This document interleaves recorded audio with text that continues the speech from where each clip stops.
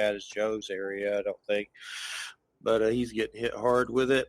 All right. We got Wham here with us tonight. And then, next Friday we're off, so taking a little break for the 4th of July. 4th of July. Well, that's not next weekend. That's the next weekend after. Yeah, I get it mixed up. That's right. It's not. We have a guest next week. That's Michelle from the network. She's going to talk about Romania and Transylvania. That's right. I mixed it up. The second, we're not going to be here. So that's what I meant. It's going to be the 4th of July. So try to go to some places around here in nature and stuff with Christina, but man, the heat is just like crazy. It's like crazier than ever. The humidity, you go outside for 2 minutes and you're just pouring sweat. That's how hot it is down here. It truly is the Amazon. And it just seems like every year it gets worse in Florida. But that's Michelle Disrocher's Transylvania Lore, her visit to Romania. That's next week. We're going to talk about some Vlad the Impaler. That's right. So she's from the network. So that should be a good one. Let me see here. And Jay will be with us when we return. Tonight's guest, Kiki Dombrowski. How are you doing? Did I say that correctly? I think I did. You did. You said it correctly. Thank you so much. I know it's a mouthful. It's a beautiful, strong Polish last name. Cool. Well, it's great to have you here. And your new book is A Curious Future. And it's great to have you here. And Stephanie Quick introduced us.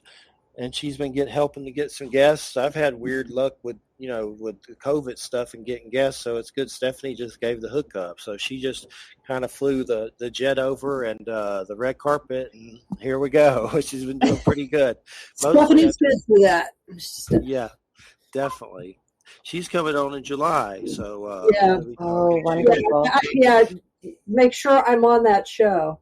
Definitely. I think you are. I'll have to double check. What day is it? Do you know? I'll get back with you. I know I have it written down. I need to make the page and everything. I'm pretty sure it may be like the end of July. I'll have to double check. I'll let you know. But she's supposed to be gathering info about pet afterlife stuff for my misery of missing my dog that passed, and then who knows what else will go on. But that's part of it, a little part of it. She's just doing some research and stuff for that. So throwing a show on that. And I'm sure we'll talk about some other stuff. Well, Kiki, your book, A Curious Future, it just came out, or it's about to, or something. Yes. It's available for pre-order right now. So you can order it. The official release date is July 13th. So that's coming up super quick. That's right around the corner. So what about the giveaway? Do you want to talk about that before we get started? Yeah, sure. Absolutely. I was thinking that we could do a giveaway for your Facebook group because it's such an active and wonderful community.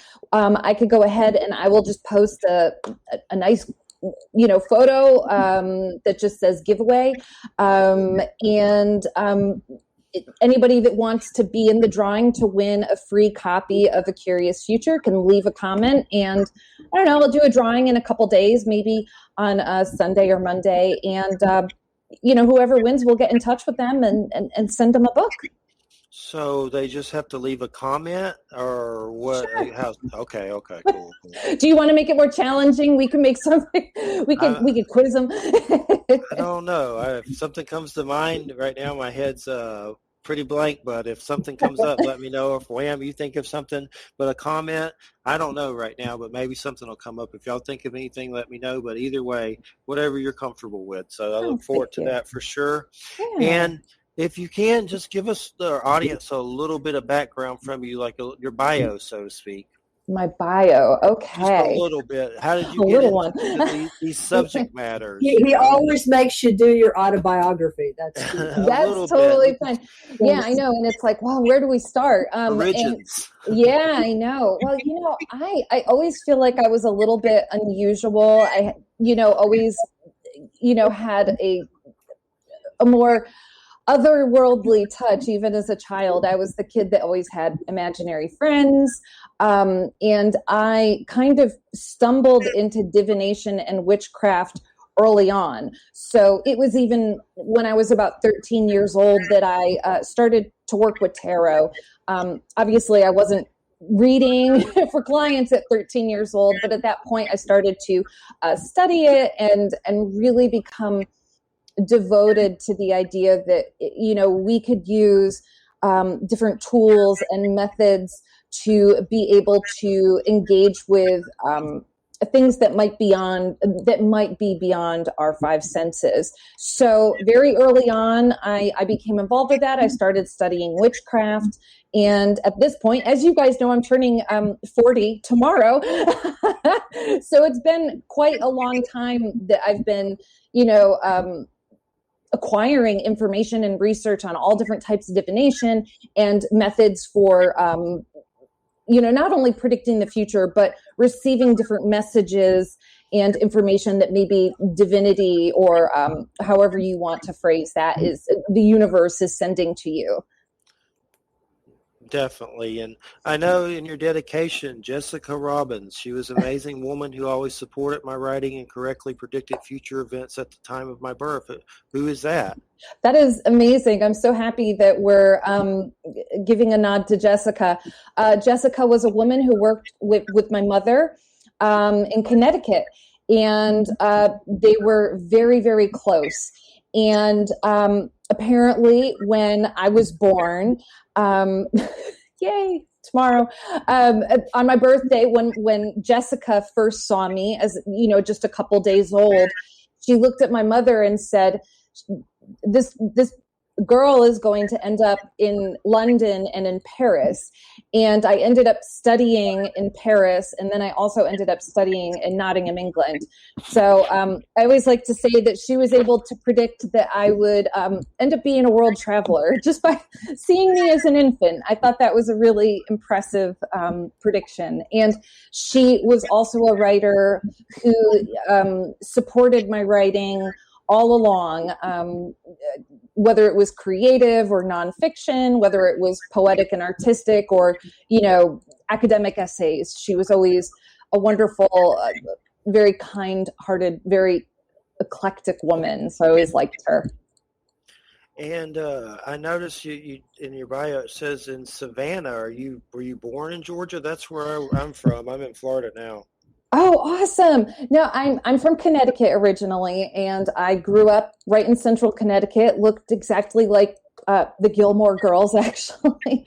You know, I just a very heartfelt New Englander spirit, but I ended up, after I was done with school, I moved to Nashville, and I spent, oh my gosh, maybe like 12 or 13 years in Nashville, and very, very recently moved to Savannah. Even though it's a recent move, I'm very familiar with Savannah. Some of my closest friends live out here. And so I had been driving back and forth between Savannah and Nashville for years. And we finally made the leap. And now we're on the islands. We're 15 minutes from the beach. And it's heavenly. It's very, very soothing.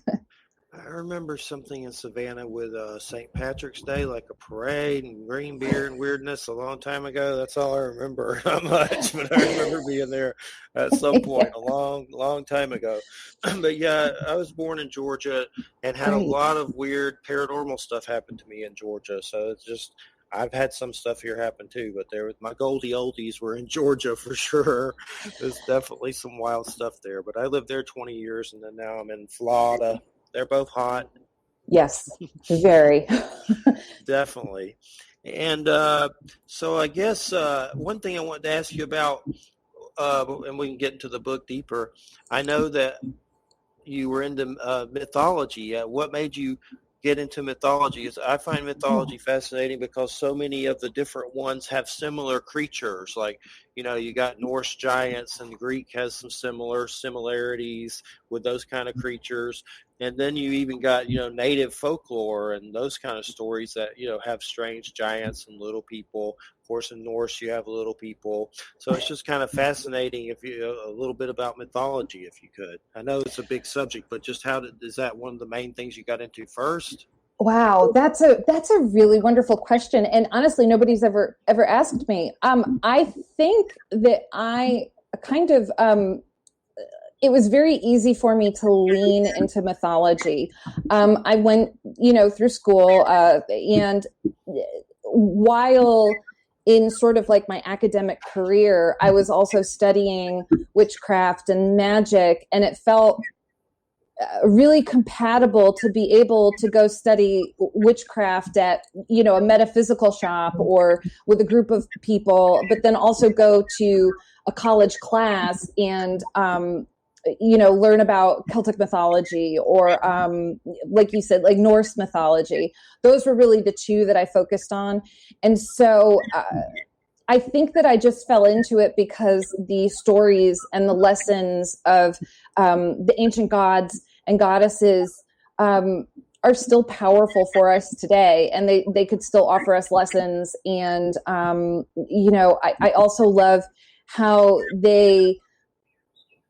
I feel like everybody has certain gods and goddesses that they gravitate towards, and I really enjoy that. I like the idea that people find a mythology, a certain myth or a certain culture or a certain god or certain goddess where they're like, wow, this really resonates with me. This resonates with something I'm going through, or a personality trait that I'm working on, or maybe I'm doing some shadow work and I need to know how the gods and goddesses got through this.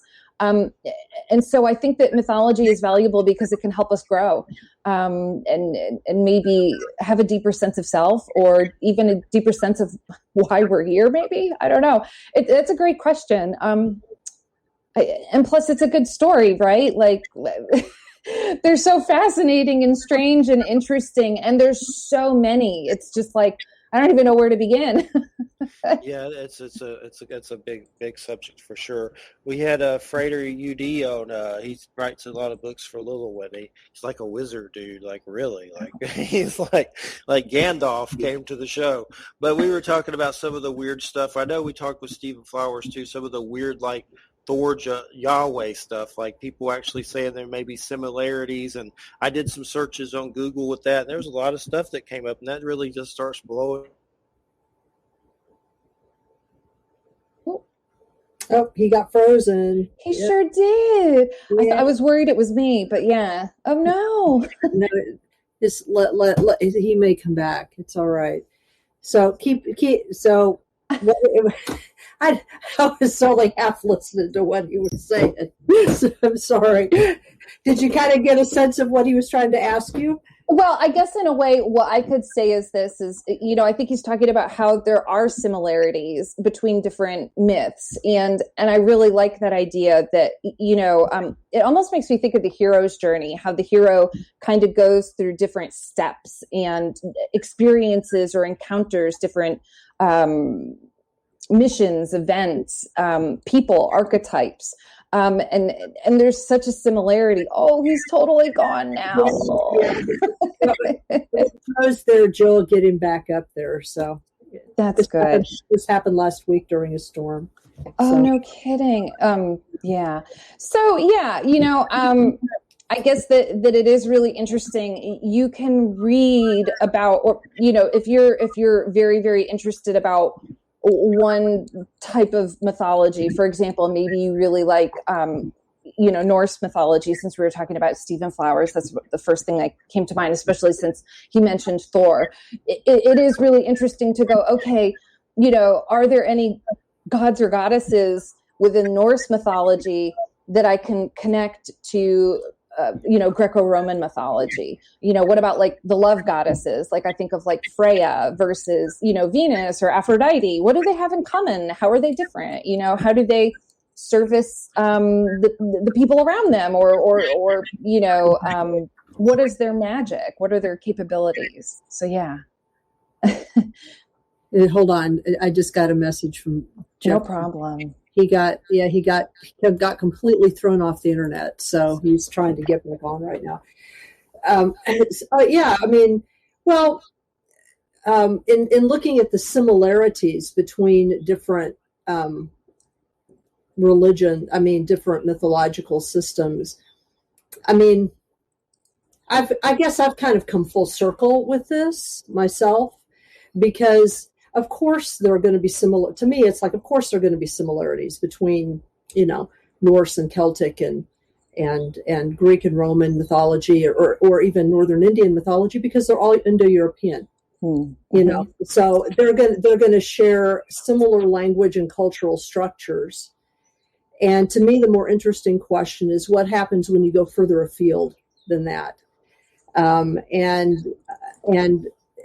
you do find some interesting. I think you do find some interesting parallels. Because everybody loves. All the biological functions are basically the same, right? Mm-hmm. So everybody loves. Everybody has. All cultures have conflict. So you're going to have some hero gods and that kind of stuff. But I think sometimes we have to be really careful about how homogenizing we're being with all of these kinds of mythologies, because there are also some significant differences if you go beyond kind of, especially some of the common tropes that are used. There are some startling similarities, but sometimes those startling similarities are like deeper than what might be sort of understood, and so that, and how does that play out then in the divinatory systems that you've looked at in your book, and how those divinatory systems may reflect both similarities and some differences, So I don't know, because I looked at your book and I read chunks of it, and because I got like a preview copy of it, and you pretty much cover the gamut of what is most, I guess, commonly thought of as divinatory practices. So of those practices, which did you think were the most interesting or maybe unusual for your experience? That's a great question. And I love the comment that you made about how, we still have to recognize that even though we see some overlapping similarities between, mythologies, that they still come from different places and different regions. And yeah, thank you for that. That's awesome. And, oh gosh, my favorite divination or most interesting, and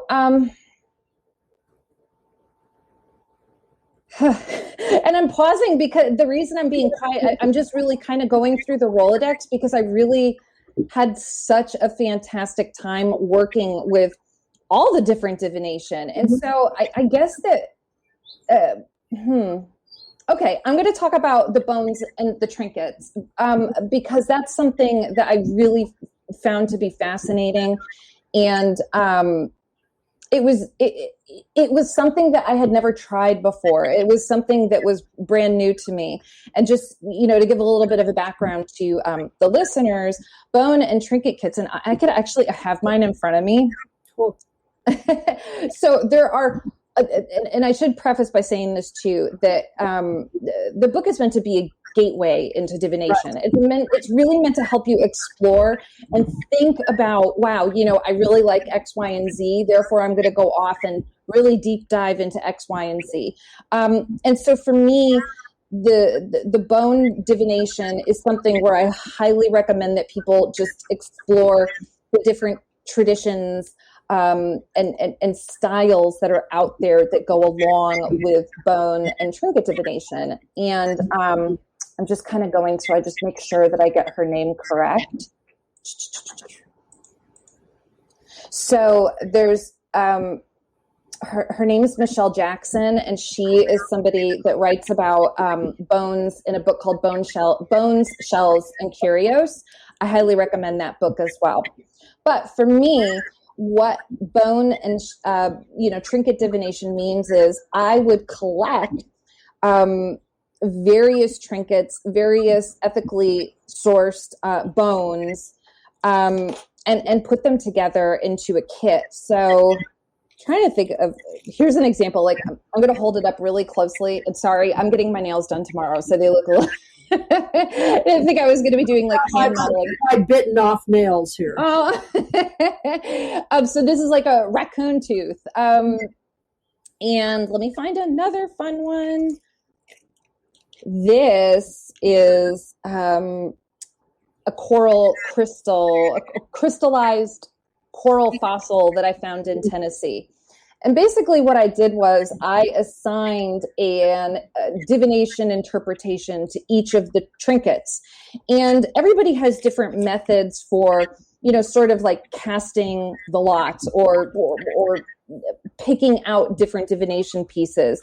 But for me, what I do is I have a whole bunch. Serious. Yeah. Are you holding a divination kit right now too? Oh, no, when you were talking, you reminded me of something. So go ahead. Cool. Yes.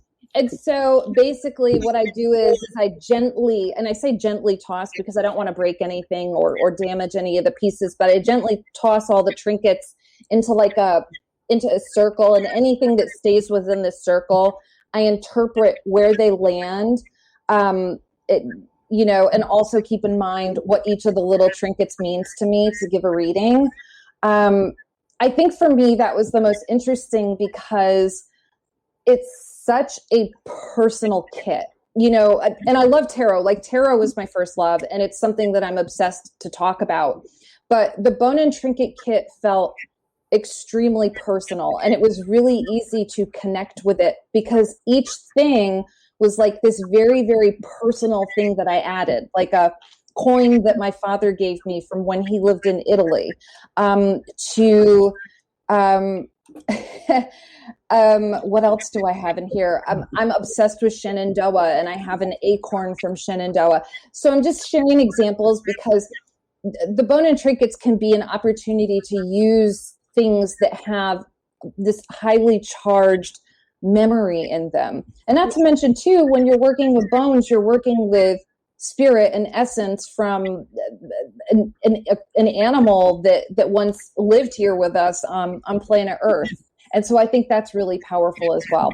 So it's probably a long-winded answer, but that's probably my favorite or the most interesting one that I wrote about or started to dive into. It's become a really like a favorite kit of mine to kind of reach towards and see what lands. Yeah, well, that's interesting that you say that because I've been working. I mean, I have been working with some indigenous teachers here where I live in New York, and they, there are some specific methods of divination that are traditional. Yes. That they use, but there are also ways in which they talk about and teach, I guess, what one of them calls sort of natural divination, which is just sort of reading the signs of things that come to you in nature. Like one of my teachers has really introduced me to the methods of reading birds, the birds that come like into your yard or into your vision, and seeing the patterns of them, because at least when you start doing that, you'll start to see that birds don't just sort of haphazardly stop by. They seem to come in groups or at certain times, and it's really interesting because it forces you to see patterns beyond beyond kind of the human perception of our own reality, that we live in our little houses or big houses, and nature's sort of out there. We go into nature like nature isn't in our house. And when I start, and I've started doing that with other animals too. And I actually started doing it years ago with spiders. Spiders come and talk to me about stuff. So whatever they do, I mean, they're always like there when there's something important or they want to get my attention. I can't even tell you how many times it has happened that I'll be like doing something and I need to pay attention in the next to something important, and a spider will literally come down in front of me from the ceiling. That's happened while I've been lecturing in classes. And all of a sudden a spider will come in, and I can remember once I just stopped the class and I said, I'm getting a message. and just, they watch me just take this spider and put it over here. But it was, it's really interesting tuning into animals like that, because I do think that the universe talks to you all the time. I love that. You just have to sort of pay attention to it. That's fantastic. And I think that's really fascinating that you're learning to observe, birds. It's ornithomancy. And do you find that there are certain birds that represent certain messages to you, or do you find that there are certain flight patterns or songs that you hear that represent special things? Well, it's mostly the way in which the birds, it's the manner in which the birds appear. Mm-hmm. I have a very strong affinity for raptors, and a lot of times they will do things like fly in front of my car or fly right over the top of me or something like that. But then there are other birds too.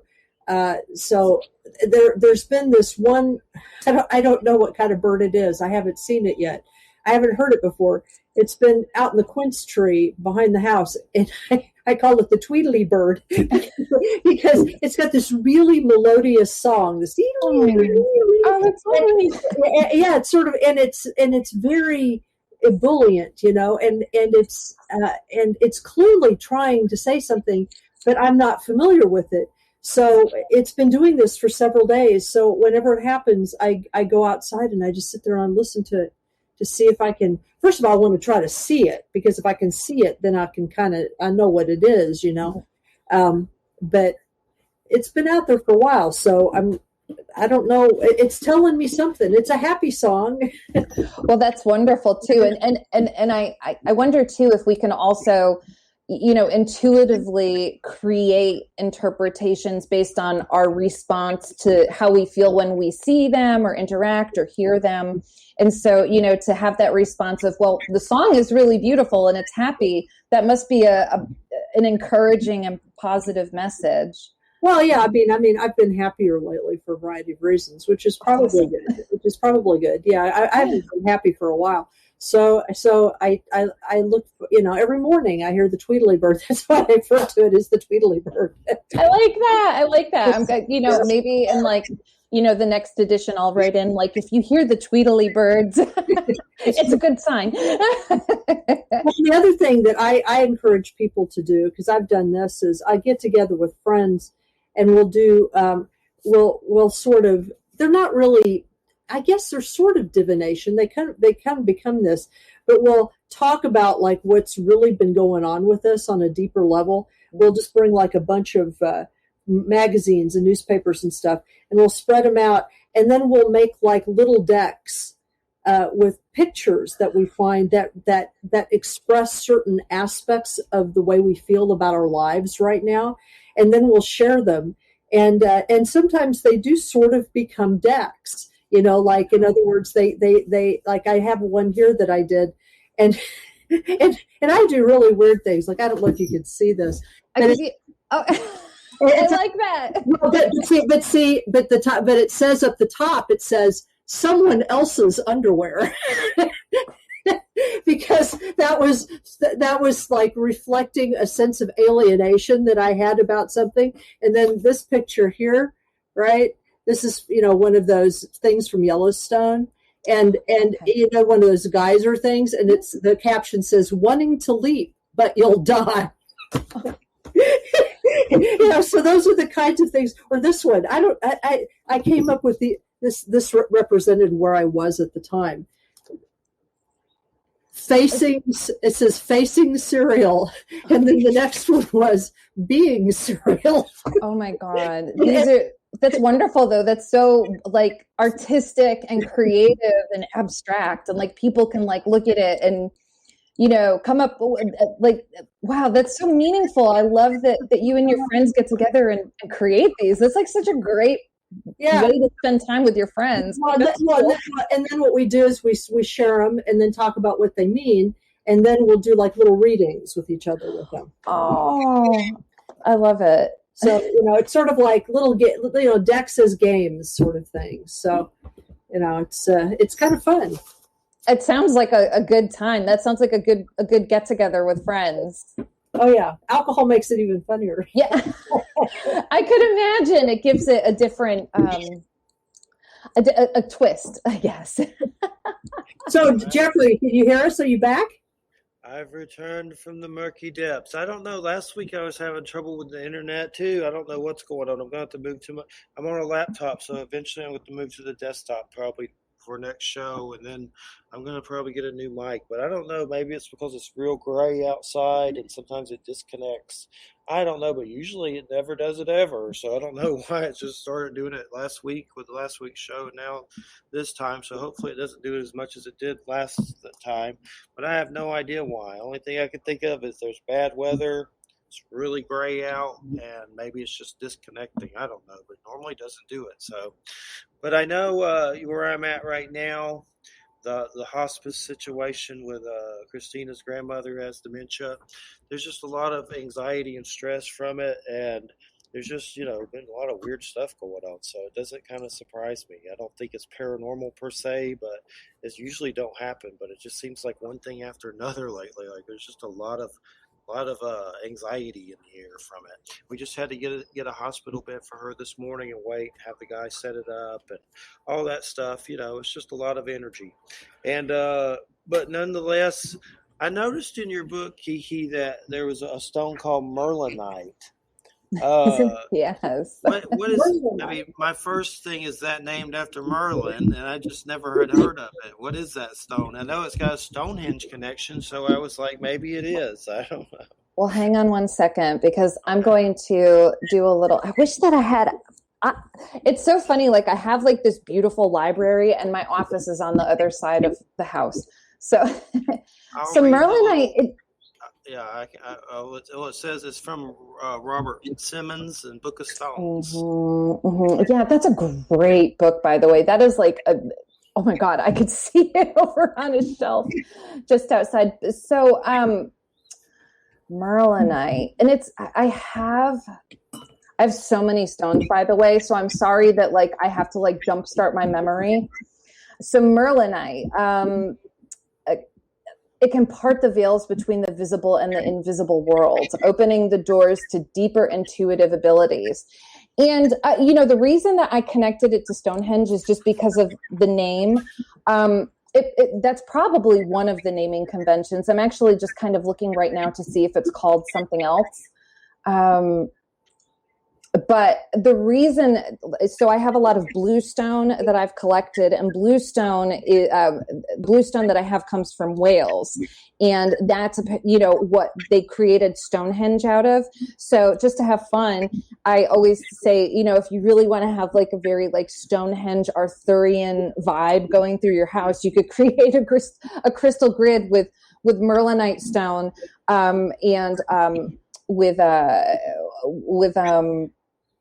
with the bluestone and Merlinite. So yes, okay. I just found the other name for it. It's indigo gabbro. Huh. Yeah, and it's actually from Madagascar, so it doesn't. It's not native to Wales, like bluestone is. But it says here one mine in New Mexico is the only one producing it like currently. Oh, there may be more. This is just some weird site that I read that, so who knows if that's a fact or not. But something about a cave in Mexico. But yes, it was named after Merlin. Yes, it was. So so it looks like that sort of. Yeah, it's right. Yeah. Mm-hmm. It's a really pretty stone. It's like it's almost a black, a deep, dark color with this sort of like white vein going through it. And I like that it's connected to this sort of like mystical energy that when you use it, it's supposed to allow you to sort of like deepen your ability to just sort of like connect with the mystical. And I love all those crystals too. We have crystals all over our house. I know that some people aren't particularly interested in collecting crystals, and that's okay too. I'm just one of those people that feels really close to them, and I do feel a difference when we do set up different crystals around our house. And the Merlinite in particular, I actually have like an orb or like a sphere, like a crystal ball made of Merlinite, and it's a really cool piece. But it's pretty easy to find. I know that you can find it in shops, and you can also find it in ethically sourced sellers as well. So yeah, there's some on Etsy, and that's called. It says it's like $68, but it's from Madagascar, like you said, and 62 grams, 120 millimeters. But yeah, they have it on there too. So I'll have to check it out. It looks neat. It's kind of strange looking. Yeah, it's a good stone for meditation. It's a good stone, especially if you feel like you just want to tap into your psychic abilities, but you want to hold up boundaries. It's a gentle stone to work with too. It's got a good energy. It's a good teacher, just like Merlinite or Merlin. We could think Merlinite is also a good teacher stone. Yes, definitely. And I know you're into the tarot and do readings, and did you do that for a while? What are some of the decks you use, and when did you start looking into that? I collect decks myself, and like those weird oracles and stuff they have, and all that stuff. Like, I have a lot of cool Norse oracles that are really cool. I have a bunch of those. Oh, that's great. Yeah. I love collecting tarot. It's kind of interesting. Well, and I always have some cards around me. And so I specifically work with the Rider-Waite Smith, and the edition I have is called the Smith-Waite Centennial. The colors are a little bit more muted, and I like the back of them, but I collect also, just like you. I have so many tarot decks. I have everything from the Thoth to the Golden Girls tarot. So, and I think they're such a pleasure to look at. And there are certain ones that I feel drawn to working with at certain times. Just based on, maybe the season or the lesson that I want to work, or, the sort of lesson or the imagery that I want to work with. But I tend to be, I'm a Rider-Waite Smith kind of gal. Nice. I have a scary tarot. I think it's Donald Tyson. It's like Necronomicon. I'm scared to use it. I think I've used it a few times, but I don't. It's one of those you're like, why do I have this? Oh, this is creepy. Yeah. Yeah. Like if you could think of a subject, there's likely a tarot deck for it, right? Like there's a tarot deck for everything. And Looney Tunes. What? Yeah, I was gonna say that. That's what there was one there. The Looney Tunes cartoon. I think Frater posted that. Ralph. Yeah. He posted it, and I shared it. It was saying we need a Looney Tunes tarot. The Looney Tunes tarot. The Coyote and Roadrunner and all that kind of stuff. Oh my God, that would be hysterical. Yeah. There are really just some fun, kitschy decks out there. There's one that's on, we were talking about Etsy with the Merlinite. There was a deck that I saw on Etsy. It was like, that's the 90s tarot deck. And Fresh Prince of Bel-Air was in there, and Saved by the Bell and all sorts of awesome stuff. I'm a 90s girl, so that was a really fun, nostalgic deck for me. But I think that when I'm working with clients, I don't necessarily think like I'm going to use the 90s deck. Not that that's a problem. I'm so devoted to the symbolism and the sacred space that Pamela Coleman Smith created in the illustrations of her tarot deck with Mr. Waite. So I just tend to use that, and there's just so much that I feel like when you look at the imagery in perfect divination fashion, you just look at the imagery and you start to have this sort of like psychic or intuitive download of like, okay, this is what this means. Like, it's just such a strong pull. I don't know if I'd get that same feeling with the Golden Girls deck, although that's like still one of my favorites. One of my favorites, and is a legend, the Arthurian Tarot. And it's from Lillywin, and it's from 1997, but it's just this really cool King Arthur one. But I actually had one of mine get messed up, and I lost it.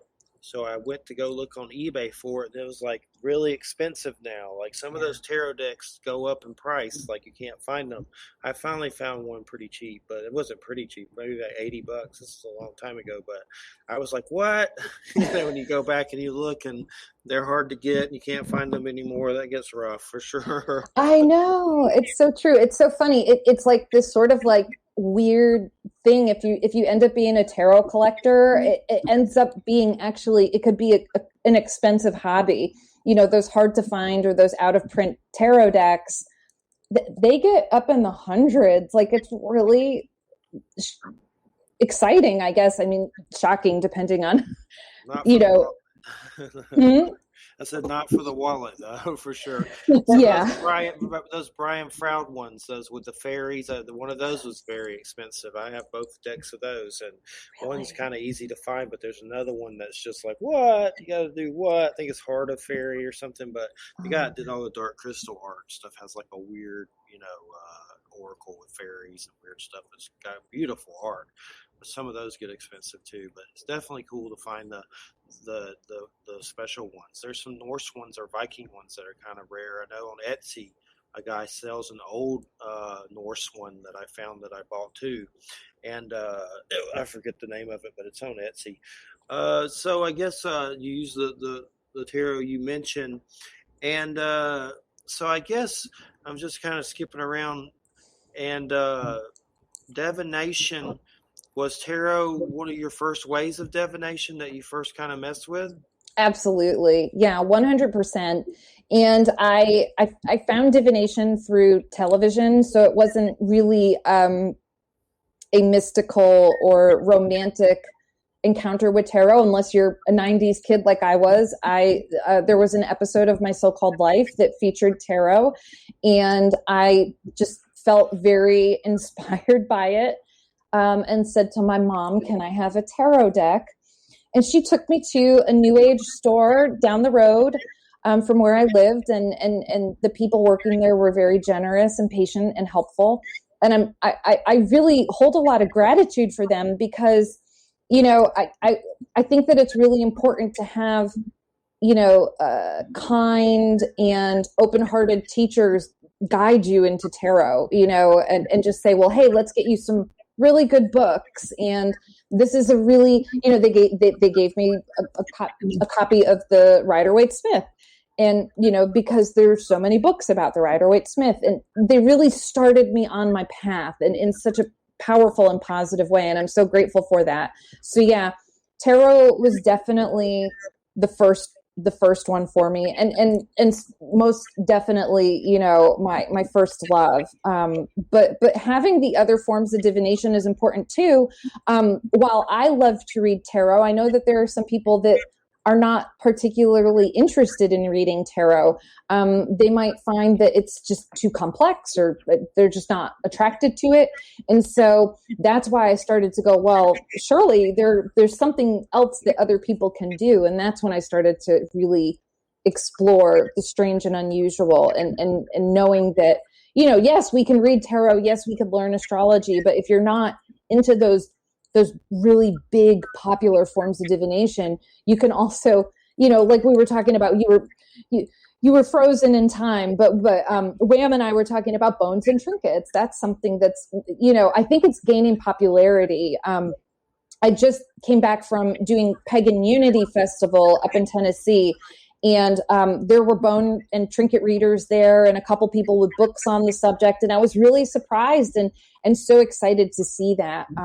But anyways, I guess my point is that, yes, tarot was certainly my first love. And I hope that people are also able to find, their first love, whether it's tarot or scrying or, reading auras, whatever it is, there's something for everybody. So when it comes to the bone part, where do these bones come from? Well, and it's funny too, because I'm a vegan.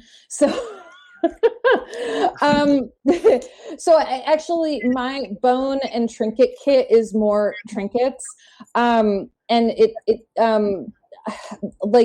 holding right now, this is actually a piece of deer bone, and I found this while camping, and so it's not like they were it's not like I hunted down these. I purchased a couple of the bones that I do have in my kit from a retailer who, I guess ensures that, everything that they collect and gather is ethically sourced. So I think that they're okay. I really encourage people to be very conscientious of this. And there are some people too that actually, and I talk about it in the book a little bit too, they'll just use chicken bones, and they'll put markings on the different chicken bones. So if you're a meat eater and you had chicken soup, or you put a whole chicken in the slow cooker, you can take those bones and clean them and cure them and just use those. You don't need to go out and like snatch a sweet coyote from nature and just because you need that in your kit. Have you seen the Norman Bates Bone Oracle kit? I'm kidding. I'm joking. But for some reason, I was thinking about him in taxidermy. But it's fascinating. God. I've heard of like bone runes and stuff like that. What were some of the other divinations that you started to get into after the tarot? What did you move on to next? Well, thank you for asking. I love how I've never been asked these questions before, so I'm like, wow, that's great. Let me think about it. So some of the things I got in. So the first one that comes to mind are runes. So it's interesting you had Stephen Flowers on, and while I love runes and feel like I know a bit about runes, I'm sure that Stephen Flowers probably has a lot of, knowledge and wisdom as well. But for me, runes were really powerful because I was in school and I was studying Norse mythology. And at the same time, I was like, maybe I'll take up runes as well. So that was a big deal for me. And then I would also say too, I was really fascinated with automatic writing. And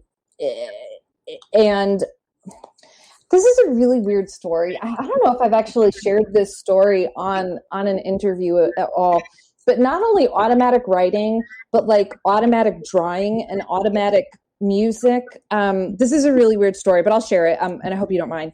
Okay, yes. This is kind of cool. Yeah. Okay. Well, so, I was brought up in a very, very religious house, which is part of the story, but, there was a piano in the house, and I was just very naturally inclined to, being able to play by ear, but I wasn't very good. I couldn't do, the two hands at once, and I couldn't read music, but I still loved the piano.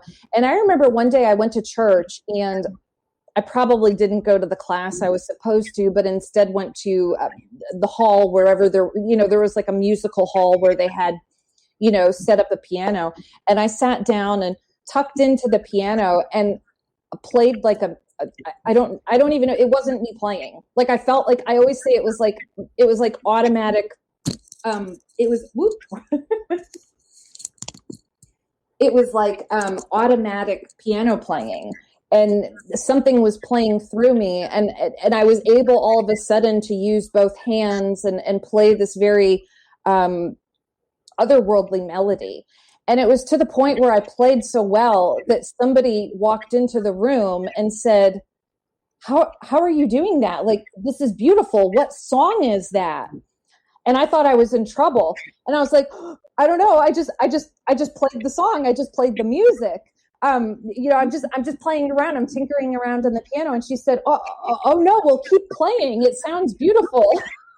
And walked away, and I played again, and then it was just back to like it wasn't the same. It was like something came through me and allowed me to do that. So maybe and that was very early on too. That was also, it's very interesting. The age 12 and 13 is a very curious time for people. A lot of development, and for me, it was really a time when I feel like I came into, I don't know, I guess these ability, for lack of better terms, these abilities. And so, yeah, I was reading tarot. I was starting to read about witchcraft, and all of a sudden I could sit down and automatic write and automatic, sort of like let something move through me and allow me to share a message, whether it was in language or in melody. So right now we're doing, I'm looking at some of the astrology sections in your book, and I know we're going through Mercury retrograde right now. Do you look at that a certain way? I know a lot of people seem to hype it up, but it does seem like some weird stuff happens during it more so. But it's definitely seems kind of bone crushing to me for some reason. Well, I love that you brought that up. Yeah, so Mercury retrograde, a lot of people do say it's a time like don't travel, don't sign contracts, like, stuff hits the fan. I don't know if I could swear. So if stuff hits the fan. Yeah. Yeah. It's a time that, things kind of, turn upside down. And so I guess in a way, the way I look at Mercury retrograde is that it's an opportunity to sort of like maybe bring closure to things that are still lingering with us from a previous time in our lives. But I will tell you, this specific Mercury retrograde that we're in right now lives up to the stereotypical hype, at least for me. You've had these technical malfunctions, and that's sort of like the hyped up version of Mercury retrograde, but it happened. And I feel like I've had that problem too. And I've had sort of like, it's interesting because, I'm doing interviews and I'm talking a lot, and I was getting up and doing presentations, but I'm getting tongue tied a lot. I was like, wow, this Mercury retrograde is weirdly Mercury retrograde-y. I didn't know Tolkien was a Capricorn. Wow, I knew Elvis and David Bowie. Didn't know Martin Luther King, but I didn't, or Tolkien. I had no clue about that. That's interesting. Are you a Capricorn? Yes, I am. Oh, yeah. Yes. It's a sea goat. It's a mess. I'm still trying to figure it out. What the hell happened? But yeah, December 26, 1974. Yes. Somehow Pan got a serpentine tail, and there's many theories to that, but they're all pretty weird. Oh, wow. Yeah. The whole Pan snake tail. I've always tried to figure out how the hell that happened. Let's use Pan for this and stick a snake tail on it. Yeah. Well, it's lots of, when I think of the serpent, I think of wisdom and I think of knowledge. And in some cases, it could be the forbidden wisdom, in modern day, when we think of the snake. But, connected to Pan, it's just like, wow, really, that is really interesting. That's something I feel like I want to meditate on and think about. But yeah, it really is a weird one. Yeah. Definitely. What is yours? Well, I'm a Gemini, and today is Paul McCartney's birthday, which I think is really cool. And there are a lot of good Geminis. There are a lot of weird Geminis out there. I know that Geminis kind of get a lot of they get teased a lot, along with Scorpios. My sun's in Gemini, my moon's in Capricorn, which is said to be sort of a challenging position. And what is my rising? My rising is Leo, which kind of makes me a little bit more, like I'm good with getting up in front of people and being bold. And I feel like I'm very hopeful. I'm very, not pushy. Well, I wrote in the book, hopefully persistent. That's really for sure. That's definitely me. Do you know your big three? Someone told me at some point, and I had it on paper, but I kind of forgot. Like, I don't remember. I have to get it redone. Yeah. You could get your natal chart mapped out online. There are a few different websites that you can do that at. You just need to know the date, the time. If you have the exact time, that's highly recommended, and the location of your birth, and it will pop up for you, and so you could read about it. Yeah. Okay, so you can just like search it out, and it'll do it pretty much. Yeah, let me find the website that I like. Okay, it's Cafe Astrology. Yep, cafeastrology.com is an example, but like you could probably just like plug into Google too. Yeah, we should say generate natal chart, and it'll pop up about 10 sites. Absolutely. Now, I mean, they'll generate it for you right there. Now, if you want any stuff done with it, they'll charge you for it. But just getting the chart itself is really easy. Yeah, and I also recommend too seeing if you want your natal chart read, sitting with an astrologer, because they're able to really hone in on stuff that I don't even go in.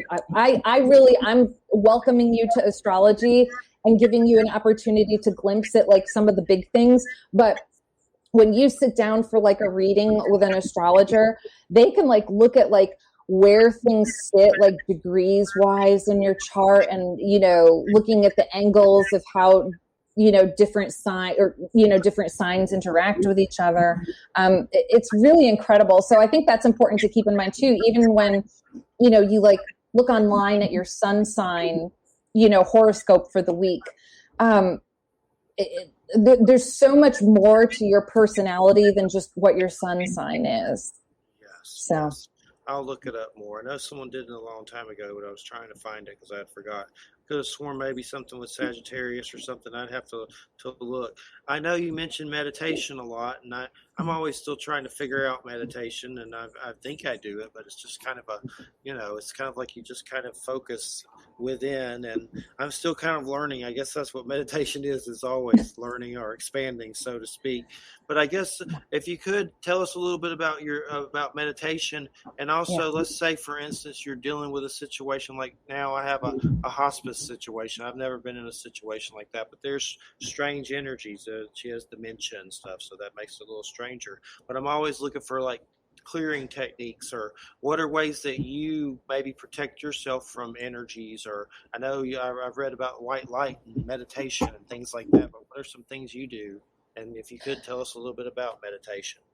Yeah, absolutely. So meditation, is a really incredible practice. And for some people, it could feel a little bit daunting, but I want to encourage people to even give yourself 3 minutes a day just to meditate. And meditation doesn't necessarily have to be this sort of like I'm floating above a lotus flower kind of vibe. It could simply be closing your eyes and just breathing in and feeling your body fill with the air, and slowly breathing out, and just really, you'll hear people say like, you just focus on your breath. Meditation is a wonderful way to remind I almost think of it as almost like a Control-Alt-Delete on your body. It really allows you to refocus on the fact that you're a human having a human experience. You're in a present situation. You're in a present moment. You're safe, and you're calm where you are. If you choose to just focus on that breath. So for me too, that's one form of meditation. Some people will say that you can consider taking a mindful walk a form of meditation as well. For example, if you go outside and you go for a walk and you just focus on the way your feet feel as they touch the ground. And that could be very grounding and earthing as well, where you're reconnecting with that earthly, Mother Earth, Gaia energy. Or even if you're going on a mindful walk, maybe, for example, you have that encounter with a special bird, with the Tweedly bird. Where that all of a sudden becomes part of your meditation. It becomes a message that comes through. I think people too expect that your mind is going to go completely blank, and, it's just going to be total radio silence. And for me personally, I'm super type A, and my mind is always running. For me, I don't think that that's always the case. I could be centered and breathing, and all of a sudden I see this, or I feel or hear this thought like, oh my God, I have to send this email. And that's okay. If you are meditating and you have that experience where all of a sudden you think, I have to call my mother, or like I have to feed the cat, or, put the laundry in the dryer, that's okay. You can, the way I look at it is when those thoughts come through, you could celebrate the fact that you are just killing it in life. You're productive, you're, energized. You hold that thought. And I heard it's so interesting. I heard somebody say, think of it as a passing cloud. So when you have those thoughts, just allow them to be a passing cloud and release them into the world, and just, bring yourself back to that breath. Or some people will also say, listen for the furthest away sound. Basically, the idea is really to push yourself into that present moment. Some people say it's also meditative to even do chores. So some people will say it feels very meditative to just fold laundry or wash dishes. Wash dishes. Yeah. That's And I think it could even be purifying in a way too, where you have the water going over your hands and you just think, this water is purifying my energy. It's purifying my space. It's cleaning these beautiful things that are in my world. I had food. I'm full. I don't know. Like, it could be a very meditative, ability. And as for, I'm so sorry. Hospice is just, it's such a challenging but very meaningful situation. So I'm so sorry that that's causing tension and holding that kind of space. It causes a tension or a heaviness, and then there's grief and there's anxiety. And what are their clearing techniques vary from person to person, but you did bring up one that is very commonly used. It's more of almost like a protection bubble. People call it the white light bubble. And it's almost like a visualization exercise where you can close your eyes and maybe you're doing that meditated breathing, but what you can visualize is this sort of like bright white light energy surrounding you like a bubble and holding you in a place where you're protected from the muck of the outside world. It's sort of a way to have like an energetic force field around you. And I think that visualization could be very powerful too. Definitely. I love creative visualization. I kind of first found out about it through shamanism. And then that creative visualization, I always mess up her name, Shakta Gawain book. That was a real good one. And I know she passed not too long ago, but like I was going to ask you, do you know the pink bubble technique? No, but I want to know it now. That's from that. Look up that book, Creative Visualization. I don't know if you've heard of her. I know Wham has, but that's a great book. Yeah, that is a really good book. You'd like it a lot. I'm sure it's on eBay, but you may want to get one of the older ones though. But I'm sure they're both good. But I usually try to get the older copies. I've given them to people, but they're on eBay pretty cheap for $5. But she has something in there called Pink Bubble Technique, which is like a creative visualization where you picture what you want and imagine it, and it makes you laugh when you hear it in audio or whatever. Just the thought of Pink Bubble Technique. Yeah. But yeah, creative visualization with all that is something I'm definitely familiar with. I've noticed white sage helps here too a lot of times, so I need to burn more of that. Sometimes I forget to do it, but I've noticed it can help make it lighter for sure. And then of course I've taken it in the granny's room and you're like, what the hell is that? He's smoking that reefer. It's that is sage. Funny. but yeah, she had a thing for smoke, like with weed and stuff. So, but anyway, she's in the hospital bed, and she's 90 something, and definitely, I mean, some days are just like, wow, you just think that's it. She's gonna go, but then she's right back. Yeah. And sometimes she's kissed my hand, so it's an honor, and then other times it's like she's so out of herself from, I guess, dementia, that she doesn't have a clue where she is. A lot of times she just don't know where she's at all. You have to tell her. But it's definitely this experience I've never dealt with. I've dealt with near-death stuff I had testicular cancer when I was 17 and went through chemo. That was kind of like my catalyst and after that my dad died, so I started to have a lot of different paranormal experiences, from seeing ghosts to weird UFO stuff to beings of light, and that was kind of my catalyst. But that was kind of my first brace with death. But this is definitely a new one. It's definitely a hard one. Me and Christina are doing it. So, but as far as meditation, you say meditating with clairability. Is that like your gifts, like different? What do you mean by that? You mean with like all the different clairs? Like, what are your clair abilities? Yes. Yeah. So let's look at those.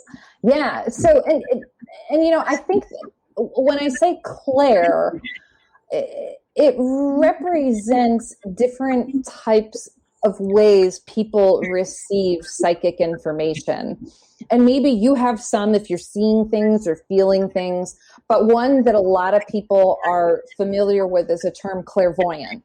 And clairvoyant represents being able to see something psychic. So maybe you whether it's in your mind's eye or if you have your eyes open and you see something, but that clairvoyant message is meant to be a visual representation of a psychic message. Personally, I am clairaudient, and clairaudient means that you receive message through sound. Mm-hmm. And I've received clairaudient messages both by hearing like words, like hearing language, but I also hear songs. So there have been times where I've given tarot readings and I'm like, also you should listen to Houses of the Holy by Led Zeppelin, or something like that. Right. Yeah. But going back to the idea of birds, I wonder if there's some sort of message we have to all follow up with, since we've brought birds up a lot during this conversation. But I always say, like, a little bird came to tell me X, Y, and Z. Like, I'll hear certain messages. I also channel, and because I automatic write, I don't even know if I automatic write like the instructions that I give in my book. Like, I almost hear what I need to write down, and then I like furiously, like, and very quickly, like, write out the message. So that's a form as well as that clairaudient. There's some other really cool, like, clairgustance is clear tasting.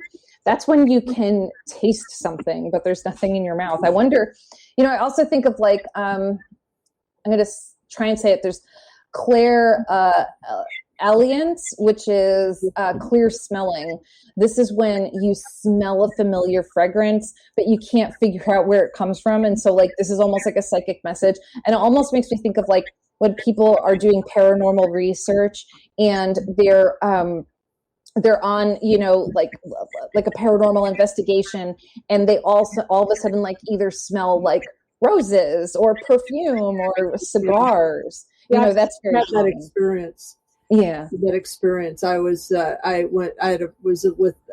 had a friend many years ago. She's passed now, whose house was suddenly invaded by poltergeist stuff from another place. It didn't have anything to do with her. It's just that her townhouse got invaded with it. And one of the things that was happening were these smells, and it just sounded weird to me when she told me. But when I went to her house, that's exactly what was happening.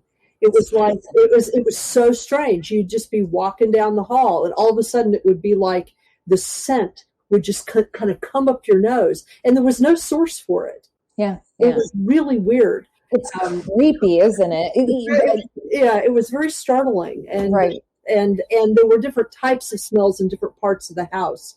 Like there were some cologne-y kind of perfumey smells, but then there were also like rotted meat smells. It was weird. It was so weird. And it is truly for better or for worse. I had a very uncomfortable paranormal experience at a haunted cabin that I stayed in North Georgia. And at night, I tried to fall asleep, but woke up to a terrible, very, very, very strong odor of like alcohol and almost like vomit, which sounds gross. But I mean, like, like if you've partied a little too hard and you stumble home and maybe, drank too much and fell asleep on the bathroom floor, like a terrible party night from like college. Like that's what it smelled like to me. And I swear, I thought it was, like I was like, this haunted cabin, they didn't clean it. The sheets are dirty. And I got really upset. And I said, well, when I get up in the morning, I'll contact the Airbnb people and let them know they need to clean. And I woke up, there was no smell. And my boyfriend said, there's no smell. Like, smell the pillows, smell the sheets. Like, it smelled clean. It smelled like bleach. It just came out of nowhere. It ended up turning into a little bit more.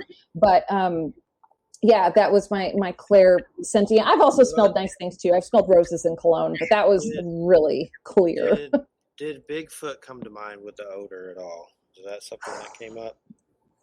When I was there, I'm so in love with Bigfoot. Like I love Bigfoot everything. Like I hope that as I kind of like just meet more people, that someday somebody's going to say, we're going to do a Bigfoot investigation. Do you want to come with us? Because I don't care where it is, when it is, I will go. But, I thought of that as well, especially in North Georgia. There were Bigfoot sightings in the area. It's an area where, people have encountered it.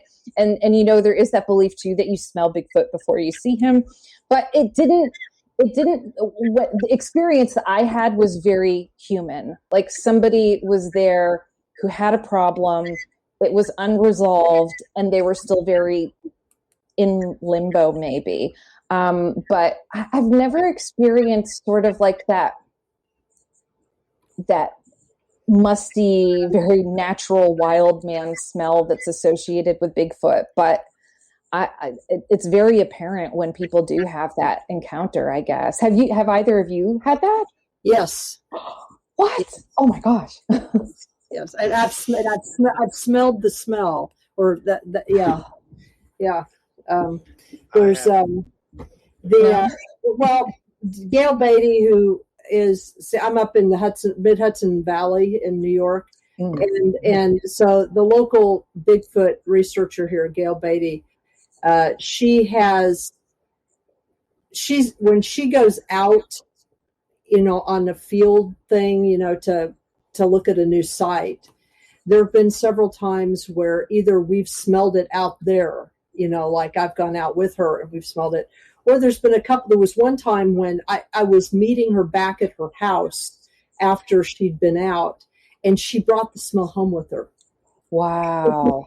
She came in there. It was like it's not like she smelled like it, and then she came into the house. It was like she was in the house for a little bit, and then all of a sudden it was there. It really makes you wonder, is it just a biological thing when it gets to that kind of experience? That's really, when you smelled it, did you feel uncomfortable or not? Well, kind of surprised. I mean, not out in the field. I didn't. I have felt other types of discomfort out in the field.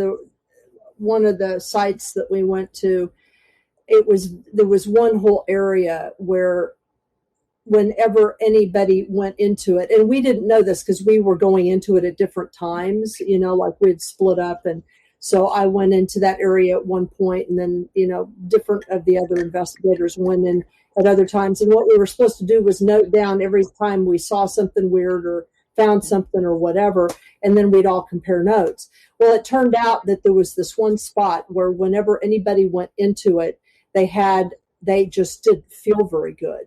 You know what I mean? It was like, for me, I just felt kind of disoriented enough that I actually got dizzy and fell over, which is unusual for me. But then as soon as I got up and got out of there, I was fine. But then there were two of the guys, they came down with really bad headaches and nausea. So like there was obviously something going on in this one area. But that's the only time I've ever been out uncomfortable out in the field. But when that happened in her house, we were just all like, "Whoa, wow, yeah." What does that mean? Right. Does that mean it's in here with us? You know what I mean? And what does that mean? We're in the kitchen. We're sitting around the kitchen table. What does that mean? Wow. Yeah, and the Hudson Valley itself is that's an interesting zone. Yeah, I wrote a book about it a year and a half ago. Well, I'm going to have to get a copy of it because I've just been so fascinated with the Hudson Valley and, sort of the things that happen there and the legends and the idea of like the Hudson Triangle. And right. Yeah. But it's called Mysterious Beauty, Living with the Paranormal in the Hudson Valley. Oh, wow. That sounds cool. Okay, great. Now I have two things: creative visualization and mystic beauty. Mysterious. I got one more for you if you're interested. I have a big and the author's name is Dr. C.S. Matthews, because that's my official name. I'm Lamb here, but yeah. I actually have a PhD and wrote my dissertation on UFO abduction narratives. But and Stephanie knows all about this book. Oh, good. Yeah, and she's wonderful to talk to. She can tell you about this book. Yeah. And if you want a Bigfoot book ever, Praise for the Hairy Man, The Secret Life of Bigfoot. I wrote it with Andrew Colvin. It's just like interviews with different people about Bigfoot. It's on Amazon. It's pretty interesting. Look for it. It's just like different interviews with people. I kind of lean towards the Kawani, Laparitis. He did Psychic Sasquatch. I kind of have a multi-dimensional view of it all, for sure. And I know other people don't, and they get mad when you say that, but I don't care. Let them get mad.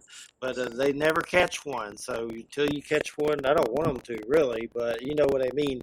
As far as I think there's something to them. They may have, like, cloaking abilities or something like that, for sure.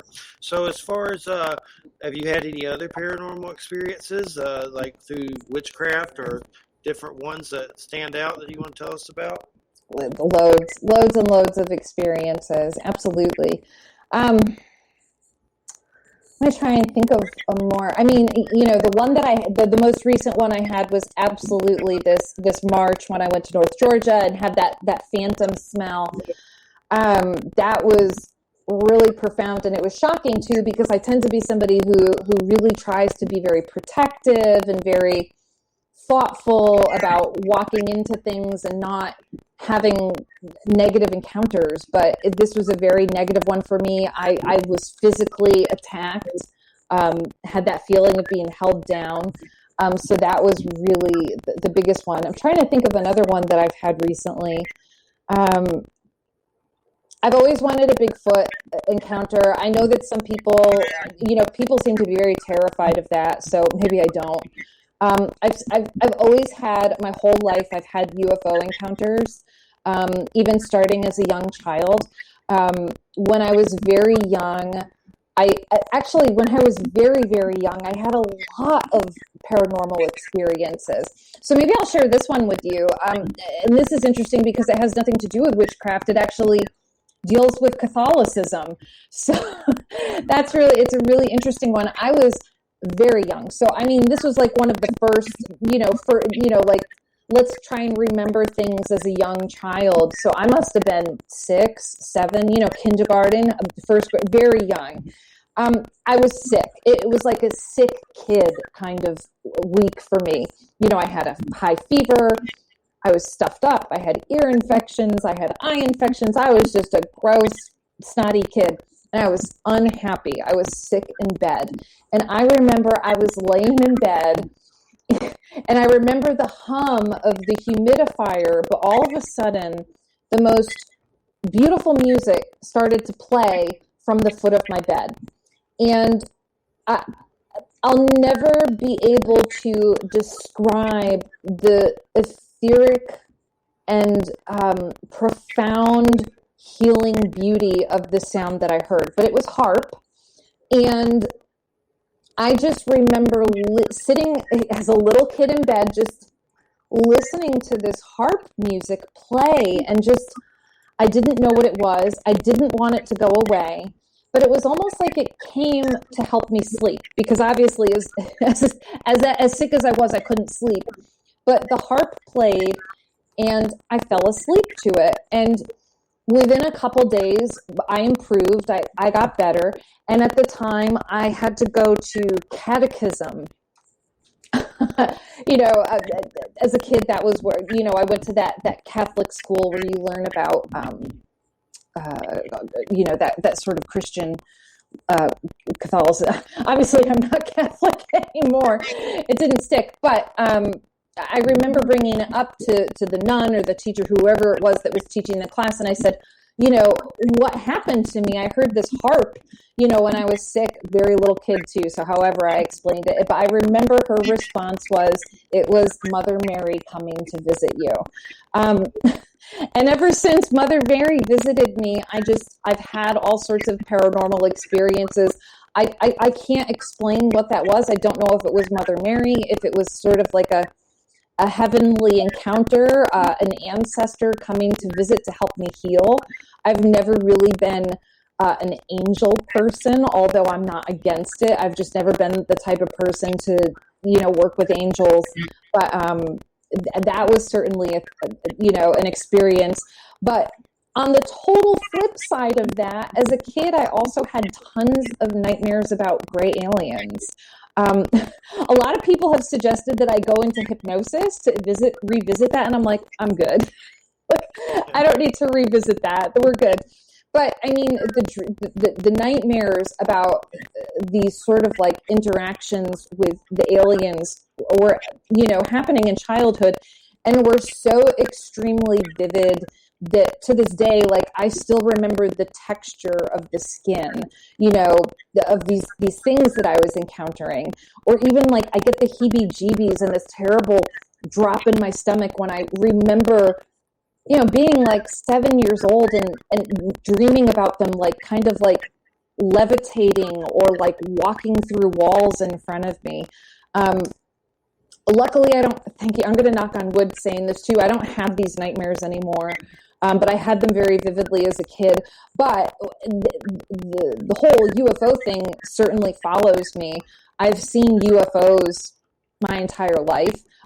Not regularly. It's not like I go outside and go, oh, look.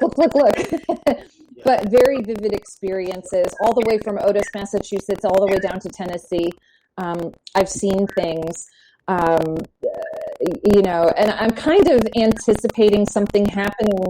It's because we're, on the coast. We live, right by Tybee Beach, and the stars out there are very bright. And I assume that, if we keep stargazing, we'll have an encounter out there as well. Definitely. Yeah. I actually, in my younger years, had a weird North Georgia mountains cabin experiences where I was with someone and they had a dream that something was trying to kill them, like crush them with a rock or something weird, and they were all upset, had to leave, and on the way we were leaving, my nose started bleeding, and I don't know what the hell happened, but the devil went down to Georgia more than once, apparently, I think, for sure. But and if you want to see some funny UFO stuff lately, do on YouTube, UFOs, Fox News, and watch all those nuts freaking out about UFOs. It's beautiful. It's great. I know that there's a lot. I'm very active on Twitter, so I've kind of heard about all of that secondhand just by reading, tweets and everything like that. It's funny. For sure. Yeah. I don't watch Fox News, but I've seen the stuff on YouTube with UFO stuff. But just seeing those personalities, freaking out, it's just it's great. Wasn't it like Rudy Giuliani was talking to Nick Pope and then, plugging my pillow and then talking about UFOs? It's just like a little too. Yeah. I don't know. It's the age of Aquarius, right? It's a nightmare. So what about food divination? Is that like tea leaves, or is there weirder stuff with food divination? How cool is that? Like, and this is something that you could really take away with too. You could create divination with anything. I really truly believe that if there's something you want to develop, with divination, you can do it. So like, Wham, I love the idea of like your friends getting together and creating these cards out of found pictures and found phrases. That's a great example of developing, divination that works for you. And I almost think that with food divination as well. Tasseography or the reading of tea leaves is something that's very, very common.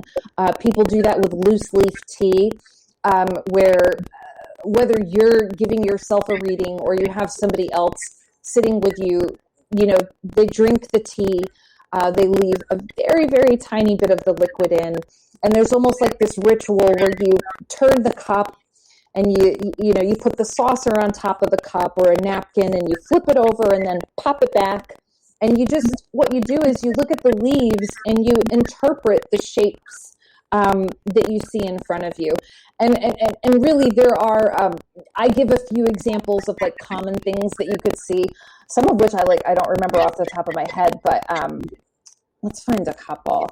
The thing is like you can like go and find different books that give like interpretations like, well, if you see a boat, it means a journey. But one thing I encourage people to do too is when they're reading tea leaves is to think, if I see something, what does it represent to me? And make it a personal interpretation. And the example that I always think about too is if you see, for example, like a black cat in the bottom of your teacup, some people might see that and think this is not a good omen. Don't go on this path. You know, a black cat could be, you know, bad luck. For me, my cat is this sweet little, you know, very energetic, very silly black cat. So if I saw a black cat on the bottom of my teacup, I'd think really positive things. I'd think, oh, you're moving into a playful time. And so I really encourage people, if they want to read tea leaves, like absolutely go out and find a tea leaf divination dictionary. I have a few in my book. For example, like if you see hearts, it could mean love. If you see arrows, it could maybe indicate news. Seeing stars could be good luck. But at the same time, maybe start collecting different interpretations that are personal to you, and see what would you, if you saw this in real life, like what does it represent to you? But some other funny forms of divination. There's one, and I'm gonna try and remember this. It's called tyromancy. Yep, there it is. Tyromancy is the divination with cheese. So like people, nice, right? nice, love that. So there were different ways of reading and divining with cheese. One of which was you would interpret the shapes of the holes in cheese. And so you would look at the holes or maybe the patterns of the holes in the cheese and create a divinatory message based on that. And another funny one that I thought was kind of interesting too, you could also read the way the mold forms on cheese. So maybe you leave a piece of stinky cheese out somewhere and let it mold, and then read the mold as your sort of psychic interpretation. I certainly wouldn't want to waste a piece of cheese to do that, but I'm not eating cheese right now anyways, but I know that cheese is loved by everybody. Yeah, cheese spread divination. Cheese is good. Cheese is good. Cheese spread divination. I want to try that. Yeah, I know. You could always, and see, you're creating your own divination. So you might do cheese whizomancy, where you get cheese whiz and you close your eyes and you ask a question and you spray it all over a cracker and divine the shape that it makes. Definitely. I noticed in the Ogham Druidic and Celtic Studies, your sections that you talk about. I'm trying to understand that. I know I've heard of that. I know I have one oracle by that Philip Cargam guy that's real cool. It's like this Druid animal oracle that's really nice that I love. And I guess, how do you use that for divination? It's based on different trees, right? It is and it isn't. They're based on different. It's very it looks almost similar to runes, doesn't it? But it's a completely different system. Each of the symbols, yes, they represent a tree, and they all have their own divinatory meaning. And there are different ways that people read them. A very common one is people will carve the symbols, each of the symbols, into a stick. And we're circling back to Etsy and our small shops, but there are some really cool kits of the Ogham. Some people call it Om. Sometimes my pronunciations aren't as good, especially in the middle of Mercury retrograde. Exactly. But you can get Ogham kits where they actually have this specific type of wood used for each of the woods.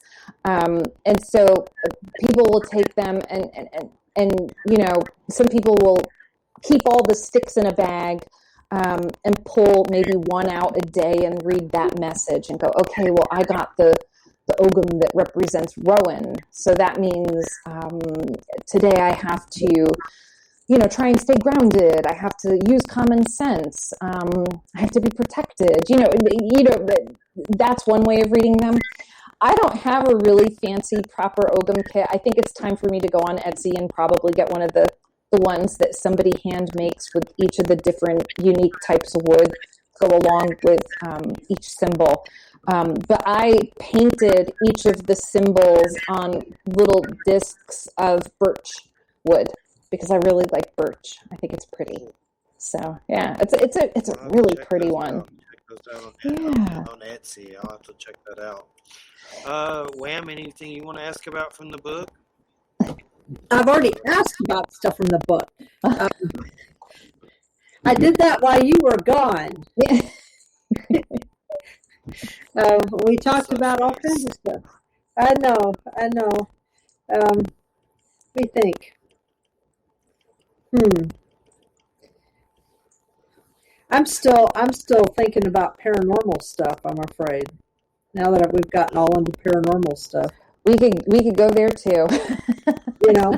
Well, I guess what it is I think it's really interesting the kind of overlap between these divination techniques and the paranormal, because what we're really talking about are communicating with beings in realms that we just simply don't see with our eyes, or that we don't immediately perceive with our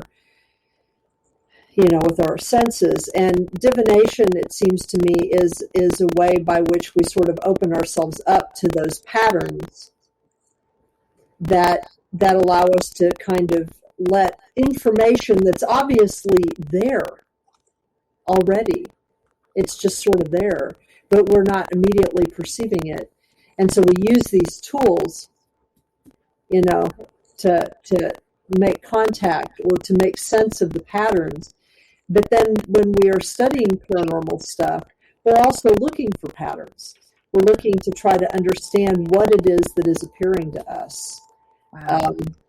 And I've often wondered, although I have not done this, I've often wondered whether it might not be possible to use divination techniques with, like, to find Bigfoot or to find UFOs.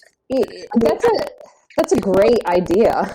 I mean, I know some people, they'll channel like aliens or whatever, but but I don't know whether those are really aliens or not. I mean, who knows? Mm-hmm. But I mean, I do know that I have known one investigator that would use a pendulum.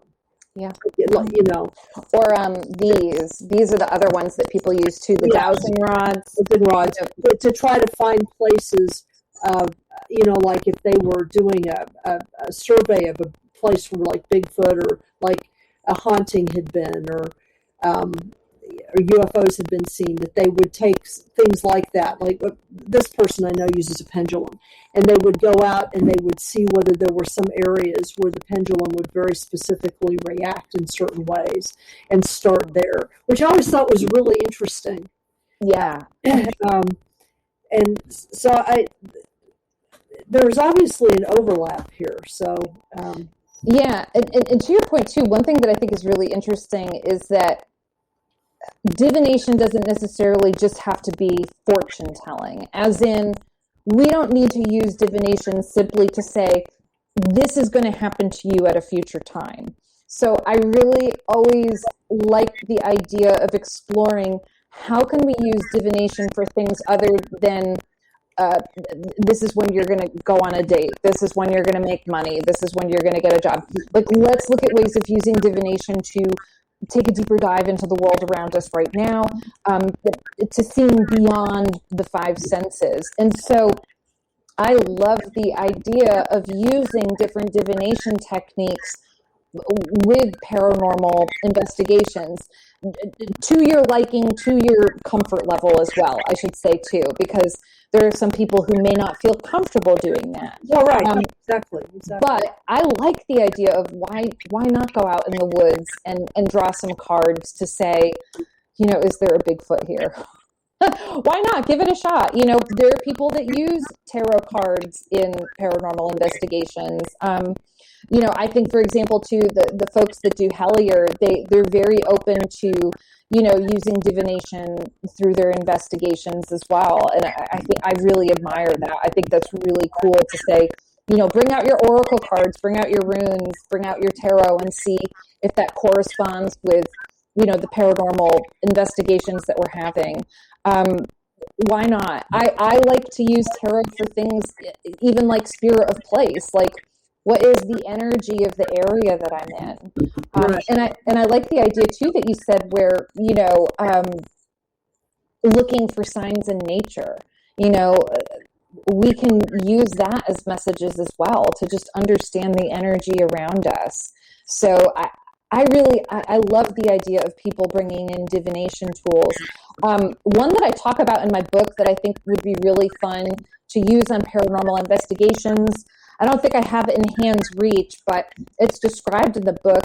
My editor and like one of my dearest friends, Tanya, watched a movie a few years ago where the movie had these like dice with letters on them.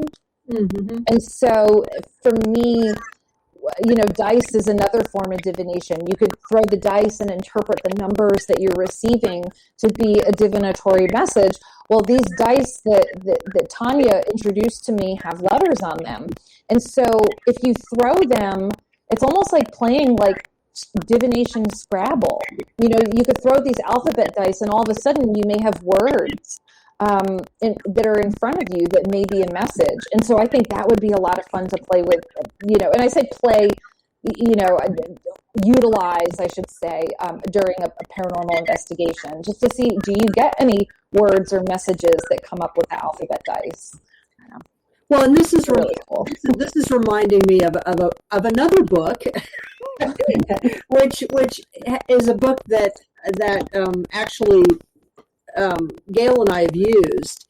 It's called Forbidden Bigfoot, by a woman named Lisa A. Shiel, and that's Shiel. And the whole book's title is called Forbidden Bigfoot, Exposing the Controversial Truth About Sasquatch, Stick Signs, UFOs, Human Origins, and the Strange Phenomena in Our Own Backyards.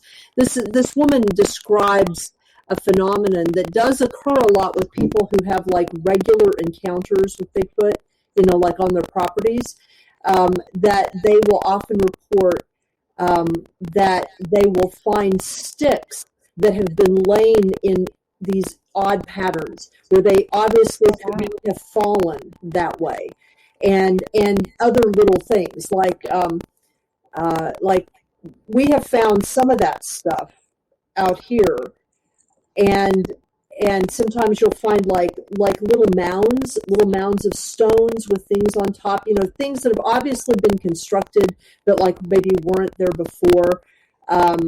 We've had, she also describes very clear instances where her horses' manes and tails have been braided, which is, that harkens back to fairy lore, obviously. Sure. But some of these signs are really interesting, and I know that in my indigenous teachers that I've talked to here, where I live, have told me that it was not uncommon in the past for Masinkwe, who is their designation for the being that we would probably call Bigfoot.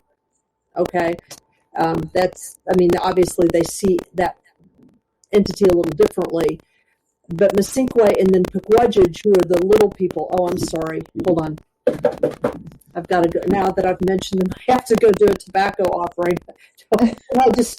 You're not supposed to talk about them in the summertime, but it just comes out because I'm white and I forget.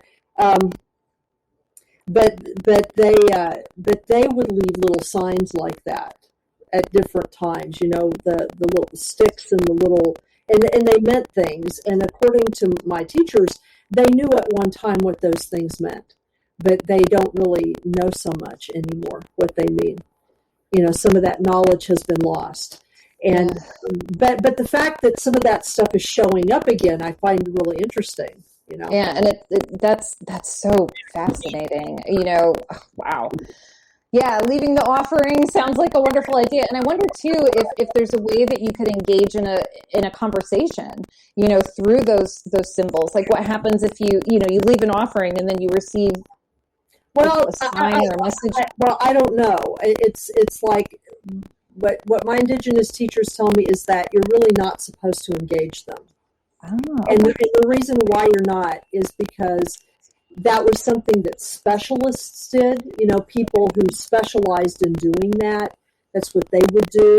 And because it's really difficult for people who are not specialists to know the good ones from the bad ones. Because the bad ones will talk to you the same way the good ones will. And so we can't really tell the difference. So they sort of like warn you against it. Don't do that. And it's not because I'm white. It's because they won't do it either.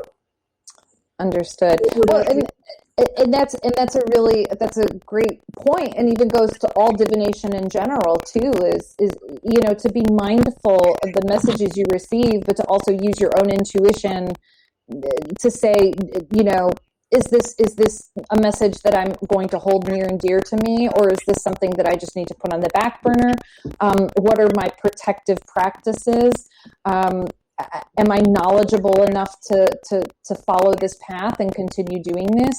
Who are my resources? Yeah, really, that's a great point. And it also made me think too. Oh, sorry. And also just respecting other cultural differences. I love it. Yeah, being respectful and honorable. Yeah, absolutely. And what you said too made me think also of because we did bring the Fae up a little bit. It made me think too, where you always hear that don't eat the food, don't eat the Fae food. So just being mindful not to do anything that could be harmful. Yeah. Right. Well, and also I think part of the reason why it's showing up right now in some places is, frankly, there have been a couple times when we've gone out in the field and we've seen stuff like that, and I kind of get a sense it's almost always where where these signs appear. They're almost always sort of at the boundary of a property, wow. or where a meadow becomes a woodland or something. And I've always wondered whether that's not like a warning. It's kind of, in the sense that this is our house. This is our house. Yeah. This is a boundary. Yeah, that's that liminal area. And before you go in, you need to, make an offering or do something or announce yourself. You don't just come in, with your cameras and guns or whatever the hell you got, Right. So we've tended to be really respectful when we see that kind of stuff. We'll do little tobacco offerings. We were taught how to do that, and just sort of, try to leave certain places alone if we see stuff like that, because, honestly, we don't know what it means. Right. Right. And I guess that's why it's so valuable too, to go ahead and try and record, your encounters to see if you can find those patterns and what happened before you saw it, what happened after you saw it, what was your interpretation. I don't know, I think that's really interesting. It looks like Jeffrey got frozen up again. He got frozen up again. There, see, boop, he's gone. That's funny. That Mercury retrograde, it's coming at us. It's a stronger Mercury retrograde than usual because it was Mercury retrograde with the moon in Gemini. And also, didn't we have Mercury was in Gemini, and then the new moon was in Gemini. Yeah, well, and then we also had the lunar eclipse and then a solar eclipse. So I found the time between that lunar and solar eclipse to be intense. Yeah, it's Mercury retrogrades don't bother me too much because of my chart. They don't bother me too much. I'm a Leo, but I have a Capricorn rising, Saturn and Capricorn in the first house, and a Taurus moon. So I'm very, I'm not overly annoyed by Mercury when it goes. I use it to get stuff done. Stuff I haven't gotten done, I use it to get stuff done. But I have noticed it's been a little frantic this time. There's a lot of just weird thoughts and emotions, and just sort of, I don't know. That's great. Yeah. We were saying earlier too, there is I really like to think of Mercury retrograde. Mercury retrograde happens often. It's not like it's this like uncommon, strange, terrible event. It happens, throughout the year. And you're not going to stop driving or signing contracts or, using your computer just because Mercury is in retrograde. We need to look at it as an opportunity to, like you said, button up those loose ends. It's like, right. This is a time for me to maybe we need to reflect on something that we just haven't closed on, or maybe there's an open wound that needs healing and we just need to release it. I like to think of those, and actually she's in the book. Susie Kerr Wright is somebody that I spoke to about astrology, to get her opinion and her voice, because she's a great astrologer. And she always said that with retrograde, you can use all those RE words, reflect, release, respond. Those are sort of the things I think about with retrograde. But yeah, this one right now that's happening is a doozy. So I'll be happy. It ends next week, so that's right. And it's funny too, because I actually fly on the 26th. I'll be flying up to your neck of the woods. I'll be going up to Connecticut. So not too far from you. So it'll be the first time that I've been on a plane since before the pandemic. Well, it's good that you're going after it goes direct. So yeah, it is. And I've been vaccinated, so I'm not too anxious, but I've always been a nervous flyer anyways. So I'll take lots of deep breaths. I'll probably get some pinkberry when I stop over in Baltimore to have something satisfying and soothing for my flight up through New York and into Connecticut. So where are you landing? Bradley. I go into Bradley, okay, which is great too, because they have all sorts of like Hartford Whalers stuff and the gift shops there, which I think is super cool. And and my family lives right outside Hartford. I'm looking forward to my journey up there this time. I'm going to be visiting Gunji Wamp in Groton, Connecticut. Oh, yeah. And then I'm also going up to America's Stonehenge. So I'll be seeing that as well.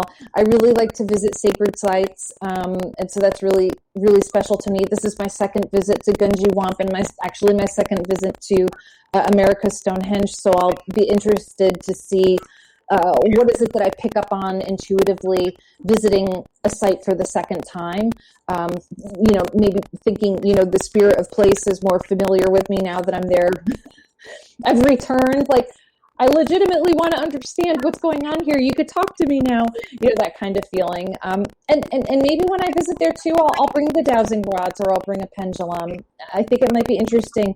Even I bring tarot with me to sacred places too, and like to pull a couple cards to see, what conversation comes up from the cards in response to the different locations as well. So it might be fun to see what happens at Gunji Wamp, because it's such a mysterious location. Yeah. Well, if you ever decide you want to come up to Hudson Valley, just let me know. I know where all the good spots are. And the book sort of talks about all the different types of. It's kind of a survey book. It talks about all the different kinds of experiences, and a lot of the various locations where these things repetitively occur, and it covers it's got like a timeline in the back that covers about the last 40 years. Wow. And how these events have sort of overlapped. Like maybe at one point, in one part of the valley, there was one set of things going on, but then at the same time, in another part of the valley, this stuff was going on, but nobody knew that the two different things were going on, like UFO flaps and Bigfoot things, but they're happening about the same time, but in different places. So, 40 miles apart, but nobody pays any attention. It makes you wonder about, what is happening to trigger all of that stuff occurring around the same time. Right. Well, that's a John Keel question, Yeah. So let's see, we're at 9:52. So normally what Jeffrey does at this time, because the show basically ends at, well, I'm in Eastern time, so I guess it's 8:52 to you, is that he always asks, okay, so where can people reach you? Do you have a website, author's page? Yeah, sure. There are a few different places. If you're a social media person, I'm the most active on Twitter, and you can find me. My name there is Kiki D333. So that's a great place if you want to connect with me on social media. If you want, you can also find my website, kikidombrowski.com. If the name is too challenging to spell, just Google Kiki Tarot, and I tend to come up right at the top of the search. And I also have an author's page now. I built an author's page on Amazon. So if you're an Amazon shopper, you can follow me and see what I'm up to. I have some more projects in the works. I have a lot of writing projects happening. So you can follow me and keep up with the stuff that comes out. I think those are probably the best ways to reach me. And if you go to my website, Kiki Dombrowski, you could find all of my, social media. I'm also I'm even on Pinterest. Like, you can find me anywhere. But, and if you find me on Facebook, please, send a friend invite. Just let me know how we know each other. Like, hey, I heard you on X, Y, and Z, I met you at something, just so I know. And yeah, you can email me anyway through kikidombrowski.com. So yeah, all right. So those are all the places that you can be gotten. So I'm waiting for Joe he's going to pop in here at any moment, and then he'll be able to wrap us up, because there's some kind of thing that you're supposed to say, that this is. This is Church of Mabus, blah, blah, blah, blah, blah, blah, which, of course, since Jeffrey always does it, I have no idea what it is. Well, it has been such a pleasure talking to both you and Jeffrey, and I'm so, grateful that you would, spend time with me tonight, and I'm really eager to get your book and Jeffrey's book on my shelf, so I'll have to order them. Right. Well, and like I said, talk to, I've had several conversations. I mean, Steph and I have done a number of different interviews, and she knows all about the book, and she can fill you in on stuff too. She can also fill you in on how the weirdness that Jeffrey and I are at different times. So, the different things that we do. So, but it's been good to have you on. So I'm glad that you are a your Leo-ness, your Leo ascendant is a presence in the room. Thank you. I notice it sometimes more than other times. Like, a lot of times I really feel the moon and cap energy in my life a lot more, but every now and then I do or say something and I'm like, I think that was my Leo rising. It just kind of blurted out right there. Who said that? That wasn't me, Yeah, well, it's interesting having Leo Capricorn energy, because I have that too. Yeah. Those are two really interesting energies, because you would think the Sun and Saturn, that they would be really opposed to each other in certain ways. One is the ultimate expansion, or an ultimate expansion. One is contraction. But the thing that they both share is this sort of sense of dignity. Absolutely. And you need expansion and contraction to give birth, right? So yeah, you need a little of both. But yeah, I love that. They are truly dignified. Yeah, they both are really concerned with dignity. So you don't want to humiliate them. No, absolutely not. Yeah. I tend to go a little bit melodramatic if I get embarrassed. Well, that happens. So. Well, yeah. I guess that's the show. I don't know. Yeah. I'm just waiting for Joe to show up. I don't know where he is. I mean, it suddenly occurred to me: what if he went offline and we're just like in the void? We're just gonna chat and chat all night. Well, at that point, then we're just gonna start pulling cards, And well, I mean, we're still live because I have the live ticker up here. I see it. Yeah, I know. We're still going. Yeah. Well, here. Well, you know about this, don't you? You know about the Edward Gorey deck? Have you heard about I this? know about Edward Gorey, but I didn't know there was a deck. Yeah, That's kind of cool. he created a deck. It's called the Fantod pack. And it's not a tarot deck. It's just a deck.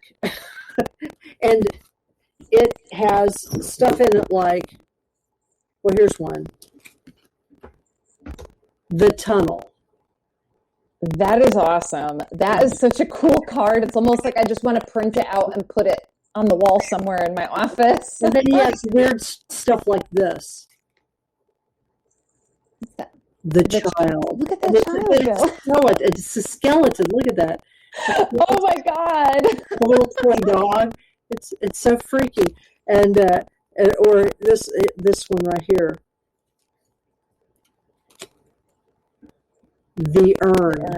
Oh my God. That is like that's the style that they're in. And you can do readings with them. I mean, they're all, rather morbid, as you can imagine. Rather morbid and kind of odd. And then there's this other deck. I like to collect weird decks, just stuff that's off the wall.